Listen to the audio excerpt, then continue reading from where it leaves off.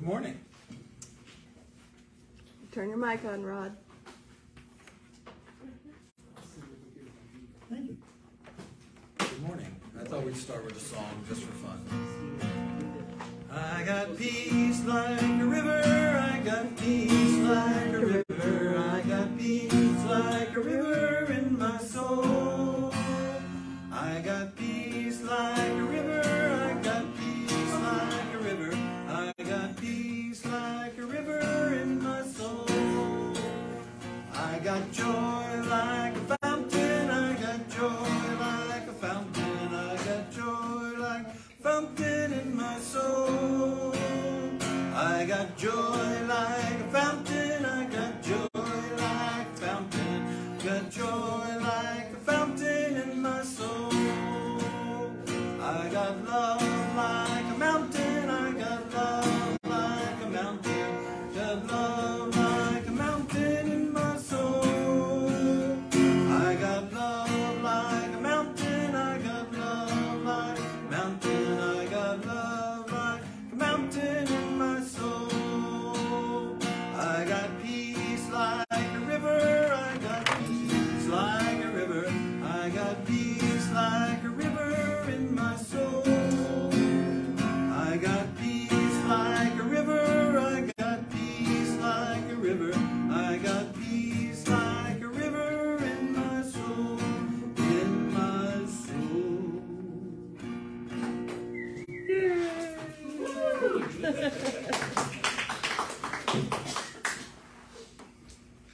So, we decided, Rod and I decided that we needed to hold the microphone up next to our mouth. Or turn it on? Or turn it on. That helps. Everybody with the details. It's like... Anyway, we're part of a men's group, and our men's group is here, here, not yet. And we've been having these experiences with meditation, and we've been directing our energy toward different projects at different times, and it seemed as though there's sort of an energy within the church to meditate. And so we thought that we would give some primary instructions on how to meditate. And so I come from, there's a constant joke right here, constant joke. Yeah, a lot of people think that. Anyway, I'm kind of an Eastern traditional person. I have a Hindu technique, and Rod is from the Western way of dealing with things. He is a Quaker. And so he has been to Quaker meetings where, and this seemed to be a point of interest, or a point that needed to be considered, and that is, what is the silence? And so it's nice that Quakers have that community meeting where they just sit in silence and wait for the words of God. And it is the words, not the word. Right, not the word, but the words of God. And so, you want me to start? You want to start? Well, maybe I'll just start. Okay. And let me get centered a little bit here. And probably I'll start at the beginning. Can't hear. I'm sorry, can you hear? No. Okay. We'll take it up 3 dB. Thank you. 3 DVD. Just a little bit about, first of all, it's amazing to see so many people anticipating what I might have to say.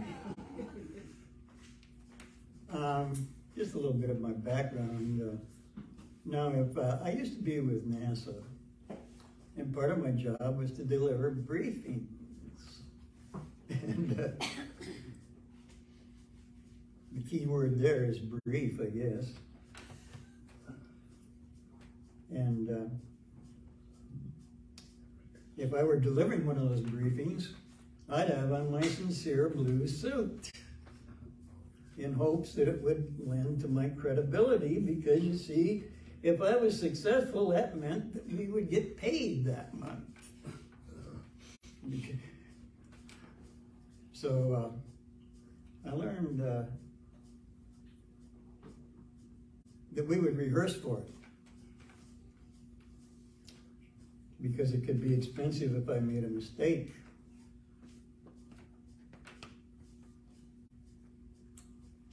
And I could do that. So I'd stick to my view graphs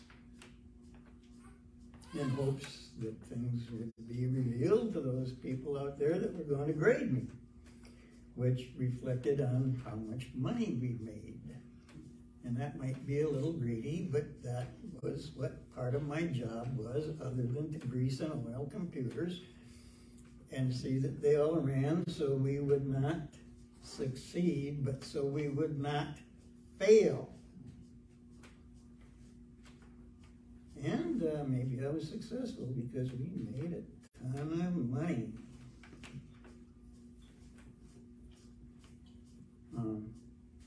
So anyway, I took on this assignment to explain Quaker silence to you. Now it shows you how big my ego is, because people have been struggling to do this for 200 years.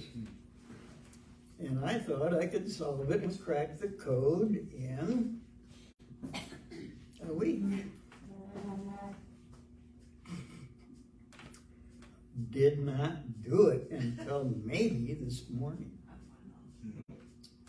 Maybe this morning I had a painful breakthrough of awareness, and that is when you go, why didn't I think of that sooner? And I did. Maybe came close to cracking the code, and I don't know how to explain the silence to you. It is not meditation. It is not prayer. It is unique, and it can only be experienced. It cannot be explained, if that makes any sense. And I am now departing from my script and winging it, as they say in the entertainment field. And so I may appear to be rambling. I am an old man. But I will not tell you about my experience this morning. I will share it with you. And there is a difference, in my mind, between telling, and this may offend some people in the room, which is preaching, and sharing, which is revealing to you my innermost personality. And there is persona, which is what you see when I sit up here. And there is a vast difference, to my mind, because my personality is only glimpsed by those who are very near to me, and the rest is persona, what you see.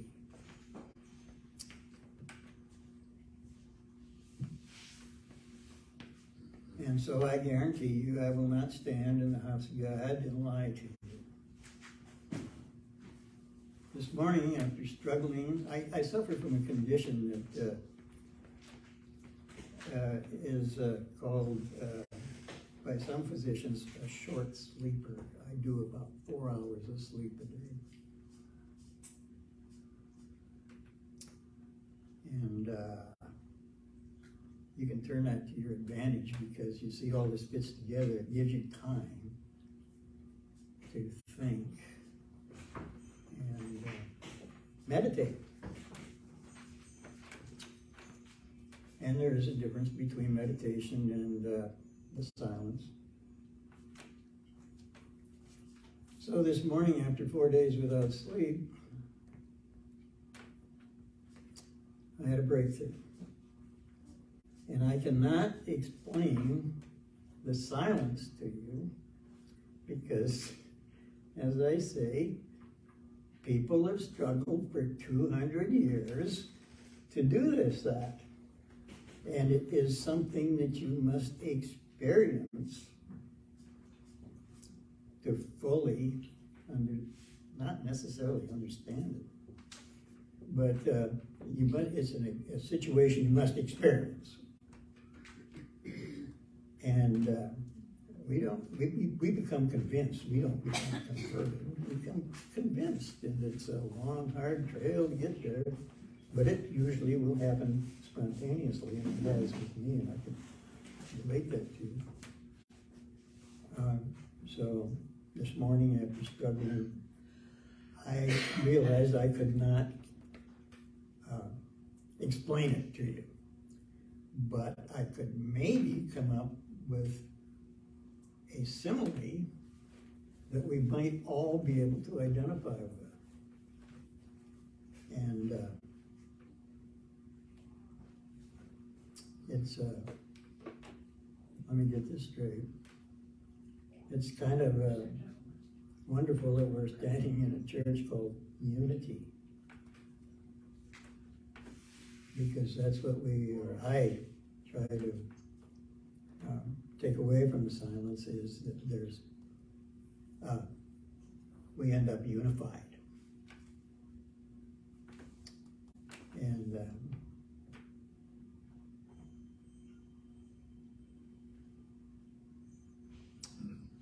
we'll go on with the simile. And it is that we wait in anticipation. And I likened that to Dee this morning, to a child on Christmas morning who comes down to sit by the Christmas tree and look at all those wonderful presents and wonder what's inside those presents and which one is specifically for her. And that is called, to my mind, exhilarating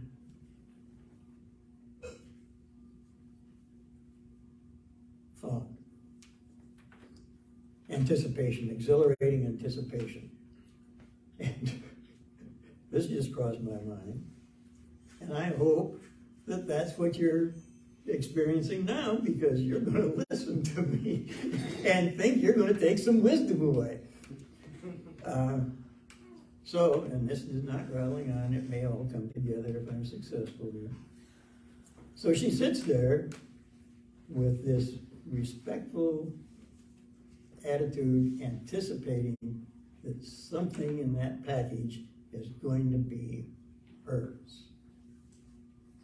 And so we gather for meeting with that same feeling that we're anticipating,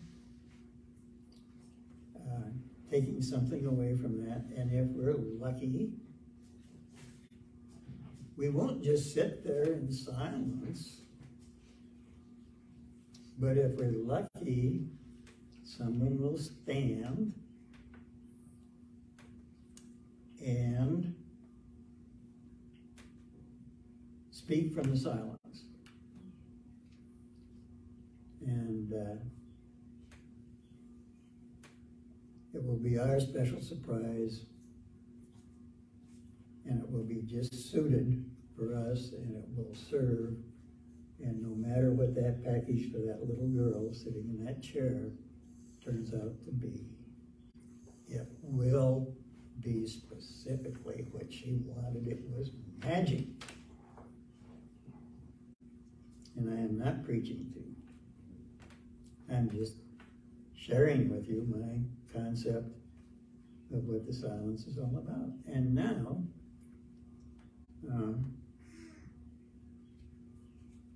you're going to feel that, and I think I'm right on this, is when, I think during your service, you will turn and offer a sign of friendship and peace to the person standing next to you. And at that time, a wave will break over you that will unify you. You will share that feeling of fulfilling that anticipation that you came to sit for as a Quaker in silence, and somebody broke that silence and delivered a message that absolutely applied to every person in that room.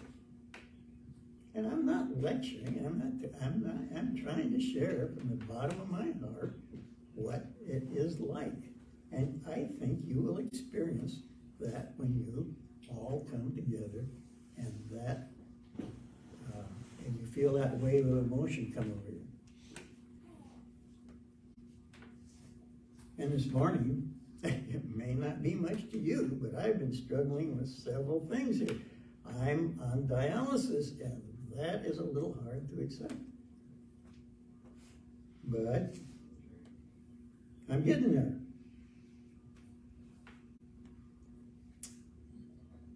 And when I came up with this simile of anticipation and the reward of it does apply to you, and that feeling of exhilaration that I get,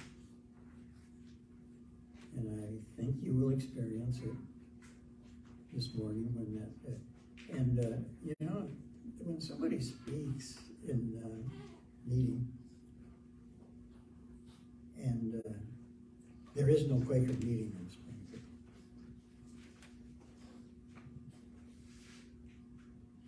And as close as, you don't see me in your church very often. I go with my wife Angela. And can anybody hear me back there? Okay, then we'll take it up 3 dB more. And 3 dB is increased by half in some. So if I'm up there and you can now hear me, and I hope you can.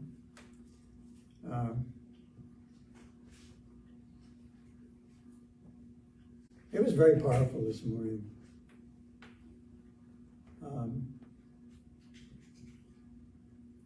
I was literally weeping. I wasn't crying, I was weeping with relief that I might actually have something to share with you this morning and not tell you or preach to you.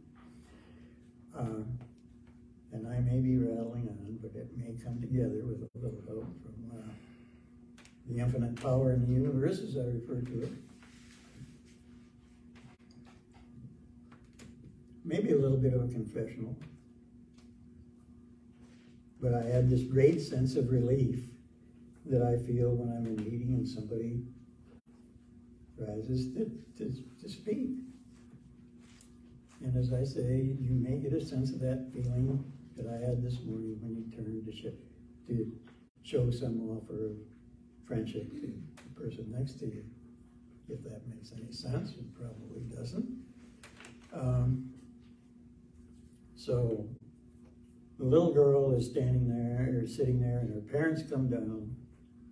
She's allowed to unwrap the package, and it fits.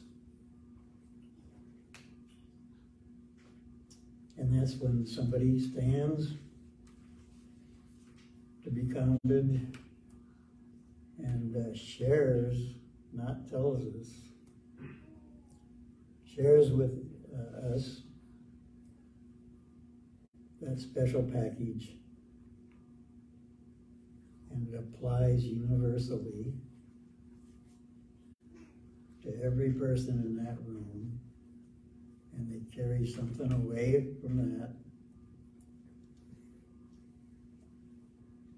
that they can count on.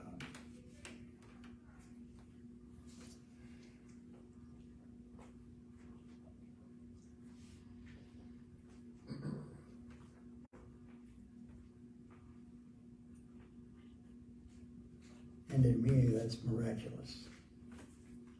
That there is something that is we all have in common.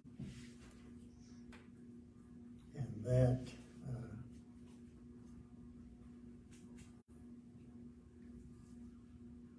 is truly unifying.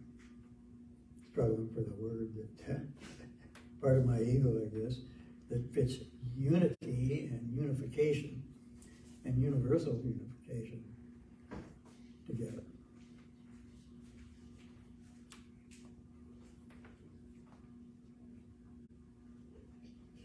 Now, if I were briefing, I'd look out there and say, have I got him? Have I got you? So, trying to not rattle on here.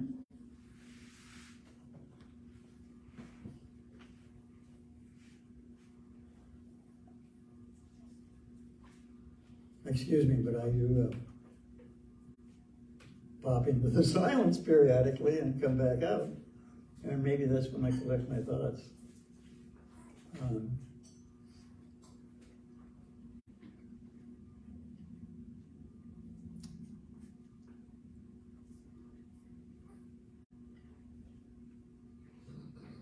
My fondest hope is that I have something that will intrigue you and that will unify us all. And to my mind, when that happens between nations,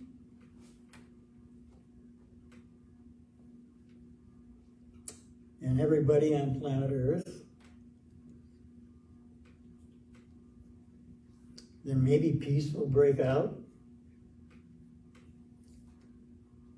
And when it does, it may be our final day here.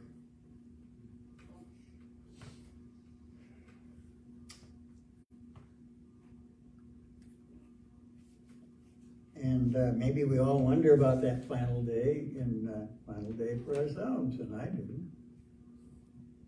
And as a physics technician, I'm reminded that energy can neither be created nor destroyed, it can only be transferred. And so on my final day, I can have the reassurance that I'll be transferred, my energy will be transferred to some place to me, unknown to me, but it cannot not be transferred. Destroyed. It can never be destroyed because energy can never be destroyed, and we're all energy.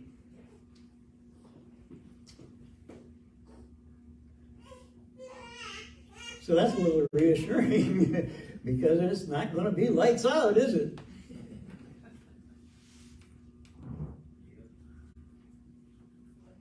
And that gives rise to hope.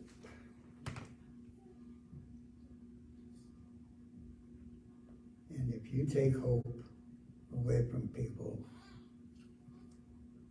you've destroyed them.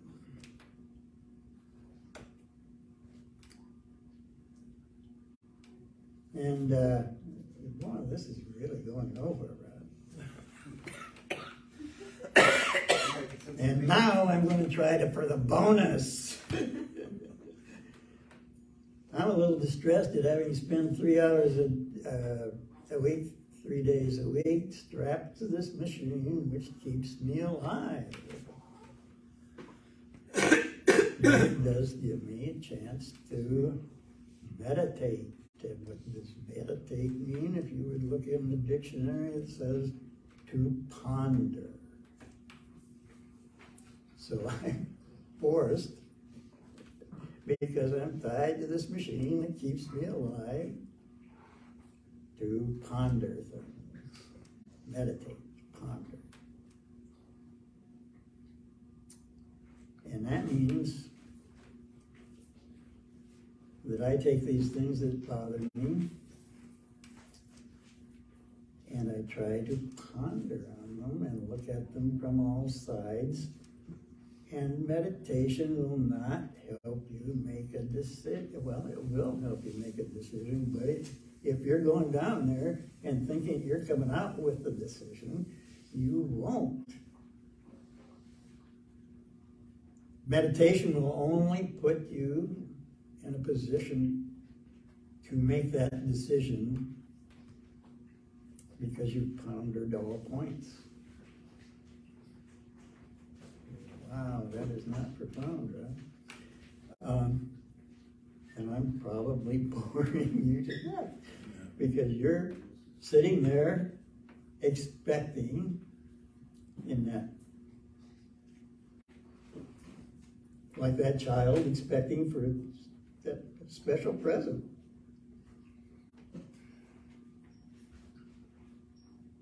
And this morning I received that special present because I had a breakthrough that I now finally accept that I am chained to that machine. And the bonus is I get to ponder things that may have been bothering me. Now I keep those things in my roll top desk of my mind, which has little pigeonholes in it. And what I've learned is that when I reach up there and I pull something out of that pigeonhole and I ponder over it, I look at it from all ways and all sides, from meditation. Not the silence, but meditation. And I come back and I've eased myself into making that decision that's been bothering me. And if I can't do that, I put it back in the pigeonhole and I will take it out. And it may be something I would like to forget.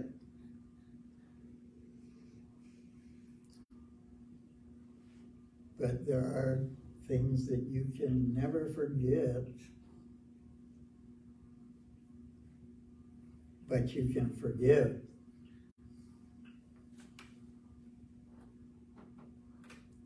And you will never forget if first you don't forgive. And sometimes that's terribly, terribly difficult. Or there are things that you can forgive, but you'll never forget, but you can get them down there where they're quieted.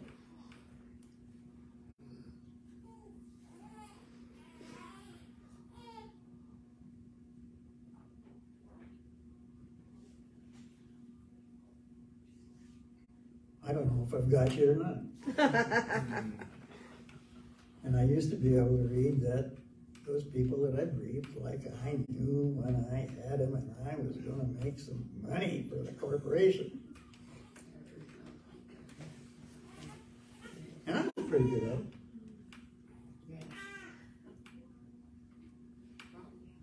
Because the bonus might be upwards of $1 million.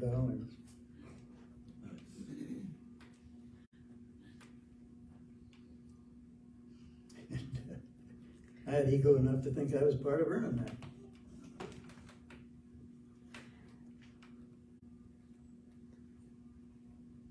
And now, meditation techniques.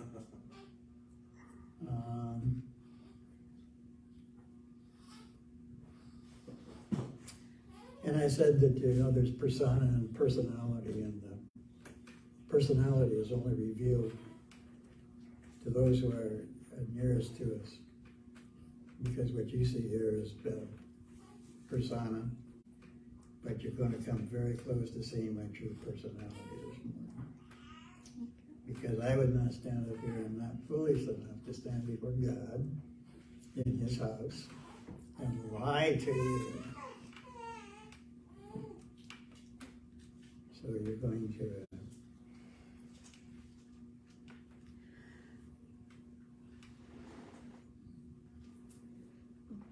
see part of my personality revealed to you, I think.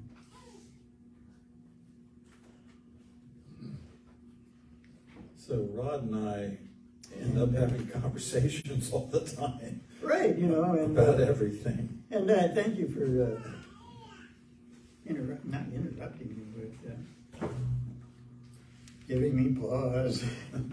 So, you know, we could have, if we'd have recorded that conversation that we had yesterday. While we were having coffee, I wouldn't be up here struggling to tell you what it was.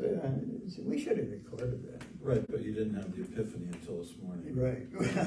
That's true. I didn't have much to share until this morning when I stood up. And yeah, thank you. Because when I start my pitch to my people that I was trying to extract a little money from, I would ask them, please don't interrupt me during the first 5 minutes. And the view graph would go up, and I'd say, you know, unlike the other people that are briefing in this morning, I think you can read that darn thing, and if you have some questions, I'll be happy to struggle to answer them for you. And you just raised your hand, and you have a question. And you are not interrupting me at all. So, please. And I'll struggle to answer it for you, because I'm the one for the money. Well, it's not a question, it's just a comment. So I hear that your intention is to help us get a feel of the silence. And I know as I've been sitting and listening, it kind of, and listening with my human personality and my human thing, I'm hearing someone that sounds like rambling, sort of, and I don't really hear a lot of information yet. However, that's exactly what happens to us when we're preparing to go into the silence. We hear that rambling, we hear that we don't really get it. The personality gets in the way. And the same thing, I sit here and I think, like when I stand in line, I'll go, where I stand is a very good place. Everything is here in this moment. Everything is here.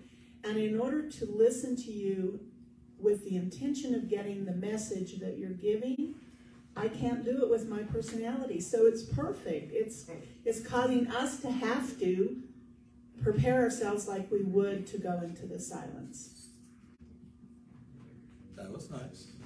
Yes. I like that very much. The power is no doubt in the present. All right.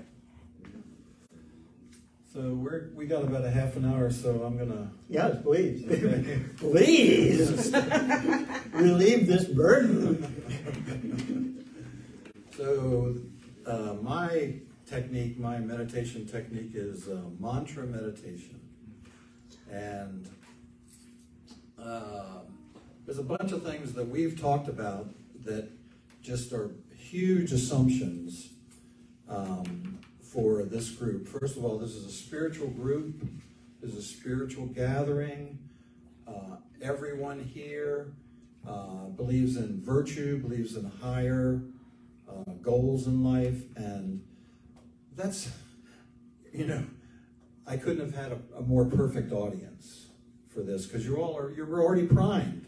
You want this. You want something. So this is the technique, and I'm giving it to you because of who you are, because of the attitudes that you already have. And so the way it works is just for a minute, close your eyes.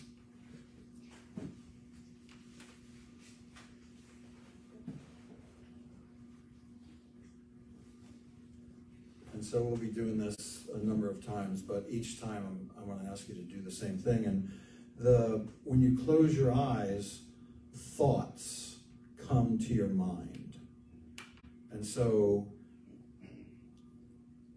I don't want you to scold yourself, but I want you to be accepting of absolutely every thought that comes. The thought does not make you less of a competent meditator. The thought is actually an indication that stress is being released. And so you get this, you get your, you have your eyes closed, you're allowing thoughts to enter your mind, and then in the same way that the thoughts come, you're going to introduce a mantra. And so the mantra comes in the exact same way that the thoughts come. And so in that way, they are the same. And so while you have these thoughts come, you have a mantra. And today I'm going to give you two mantras, Om and compassion. And so you close your eyes, you allow yourself to settle down, and you have thoughts, and you're witnessing the thoughts. No emotional attachment, no intellectual attachment. I don't care how good the thought is. There are a number of other meditations where you can dip in, you can grab things, you can focus, try to get your energy, but that's not this meditation. This meditation is only in the Transcendental Meditation movement. They talk about, so there's the manifest and the unmanifest. And so when you close your eyes and there's this darkness, there's this stillness, you are entering the unmanifest. And using the word unmanifest is pretty much the same thing that's happening in this class and in many of the conversations, as we're trying to find words to describe the undescribable. What does the unmanifest look like? What does God consciousness look like? What does it feel like? And so that was one of the ideas that Rod and I agreed upon, is everything that we say is only our perspective.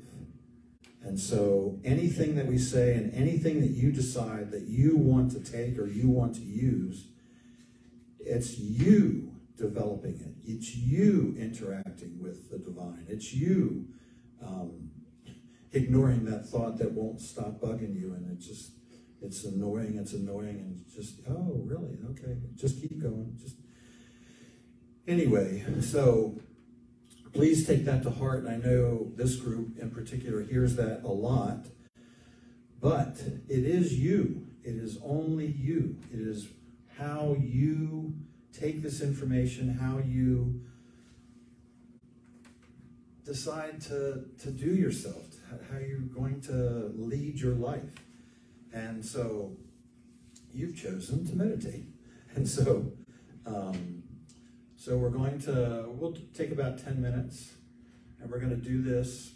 And there's a subtlety of mantra introduction, and that is, in chanting, we'll say the words distinctly over and over and over again. Hare Krishna, Krishna Krishna, Hare Hare, or any other chant that you would like to do. This is not that. This is, you know what your mantra is. Your mantra is Om, compassion, but you don't. And if it pops in this way, that's fine. But if you can perceive these words or these sounds on the finest level, it's like if I say the word OM, then it seems something. But if I think the word, but not actually the word, just the essence of the word. So you close your eyes, you let thoughts come. The essence of Om and compassion, join the other words while you're sitting there. And it's experiential. You're just, yes, sir? Experiential. I think I tried to, or I alluded to that. Yes. It's something you experience. Yes, it's something you experience. And so let's try that. We're going to, for 10 minutes, we're going to close our eyes, have our thoughts come, introduce the mantra, and just everything is free-flowing, just relax, and when the thoughts come, you let them come. When the mantra comes, you let that come. No attachment, no anything in particular, just kind of be in the space, be in the silence. So we'll start now.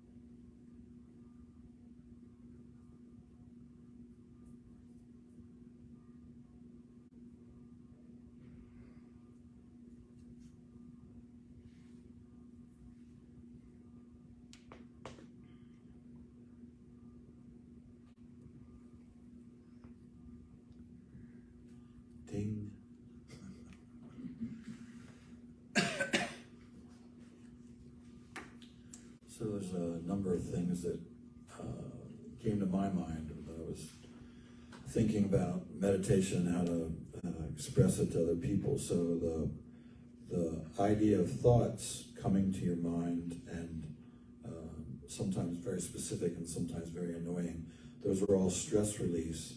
And so that's your mind relieving stress. When you settle down and you introduce the mantra and you're going on for a while, your body starts to twitch.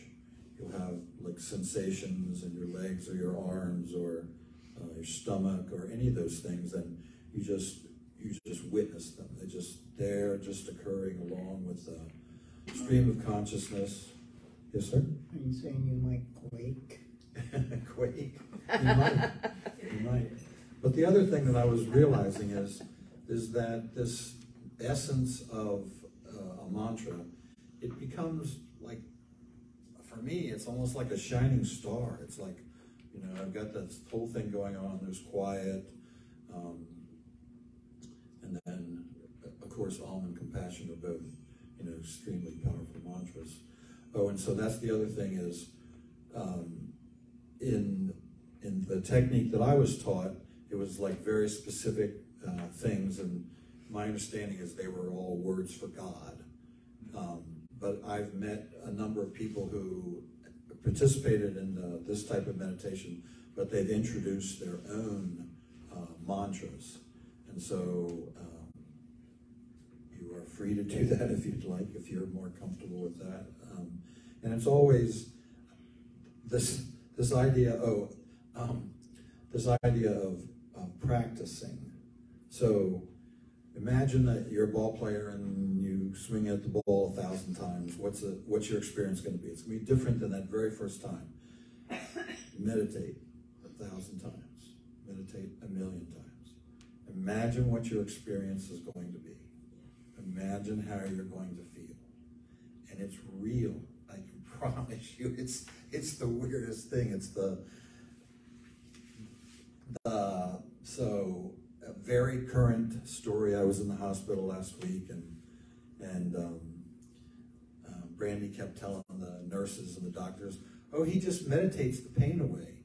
And it's like, I was almost offended that she would tell them that. But then I was thinking about it. And it's like, dang, I really am doing that. I really am closing my eyes, dropping into that quiet place, and introducing the mantra, and just allowing everything to be, and just feeling it. So it works.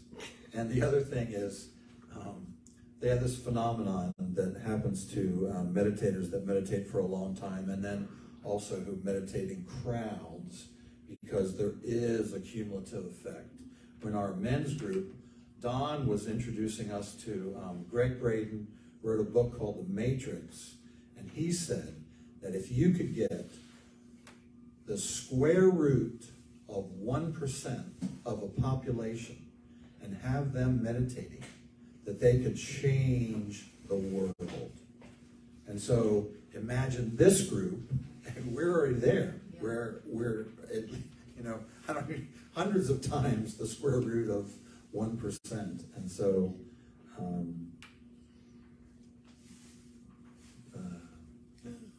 seems like I should ask people to ask questions if they have questions. Does anyone have any questions? You guys are a lot more eloquent than I am. Well, I'm meditating on the word eloquent. Oh.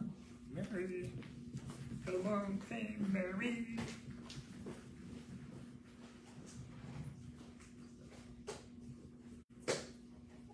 I've more so not necessarily a question, more maybe an experience, if that's okay. Sure.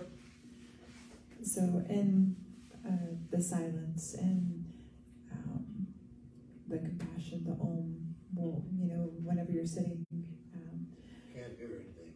sorry, the recognizing and the stillness and the silence, that the environment that we're in right here, you can hear the sounds, you can smell coffee in the air, experiential things, the people that are around us, the energies that are around us that we take in, thinking thinking, the wind outside is still blowing. We might not be out there, but it's out there blowing. The oceans are still flowing, the waves.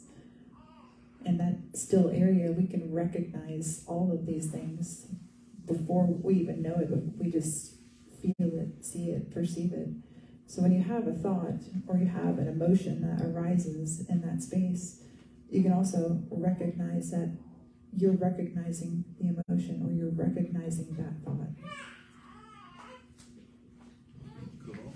Rod, one of the nights that you and I were talking about this, you said it so succinctly, but it really made sense to me. You said that prayer is us talking to God, or talking. Meditation is listening for the answer. Wow. You got it. And Rod said, so, Again, I had a great thought there and I lost it.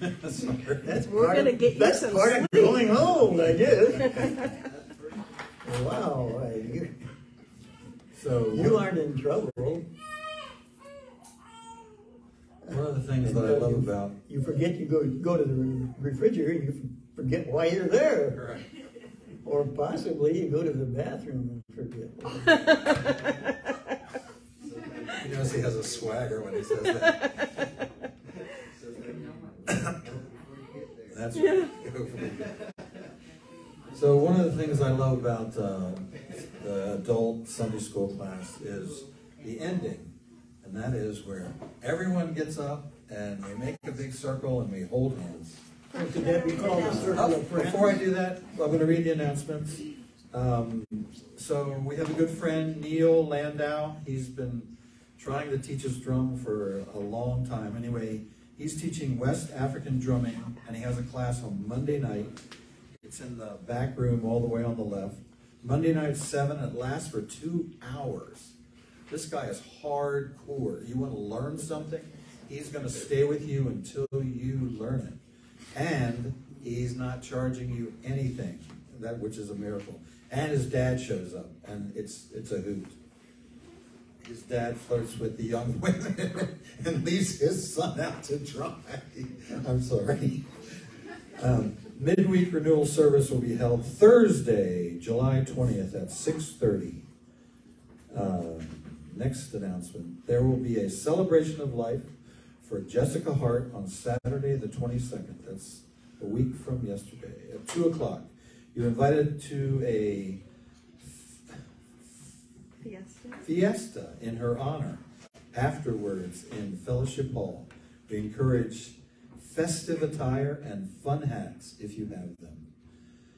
Next Sunday at 9:15, the New Thought World Religion Adult Sunday School class, Mary Hilzebeck Huber will be speaking about Mindy Audlin's book, What If It All Goes Right? And then for way in the future, save the date, Stephanie Barton will hold the Angels Among Us workshop on August the 27th at 1:30. And Daniel Nahmod will be here in concert on September 30th at 7 p.m. And the admission for each of those events is $20. Thank you. So, can we circle in peas? Is that a circle of friends?